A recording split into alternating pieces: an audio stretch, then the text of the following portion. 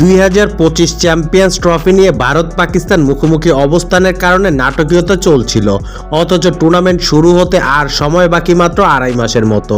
এই পরিস্থিতিতে champions trophy আয়োজনের বিষয়ে চূড়ান্ত সিদ্ধান্ত নিতে বোর্ড প্রধানদের উপস্থিতিতে সভা ডেকেছিল ইন্টারন্যাশনাল ক্রিকেট কাউন্সিল আইসিসি।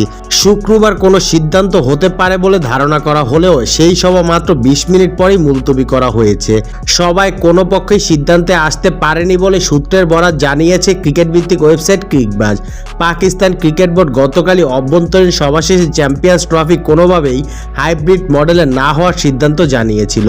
এমনকি ওই মডেলে টুর্নামেন্ট আয়োজন করলে অংশগ্রহণ না করার হুঁশিয়ারিও দিয়েছে পিসিবির সভাপতি মহসিন নাকভি। ক্রিকবাজ বলছে, আইসিসি সভায় 12 পূর্ণ সদস্য দেশ ও 3টি সহযোগী দেশের সদস্যরা উপস্থিত হয়েছিলেন। আরেকটি সূত্র জানিয়েছে 24 ঘন্টার বেশি সময় ধরে পরবর্তী সভার স্থায়িত্ব হতে পারে। চ্যাম্পিয়ন্স ট্রফি নিয়ে দোলাচল কাটাতে কঠোর সমাধান করছে সংশ্লিষ্ট কর্তৃপক্ষ। আজ শনিবার কিংবা কয়েকদিনের মধ্যে এই সভা আবারও অনুষ্ঠিত হতে পারে।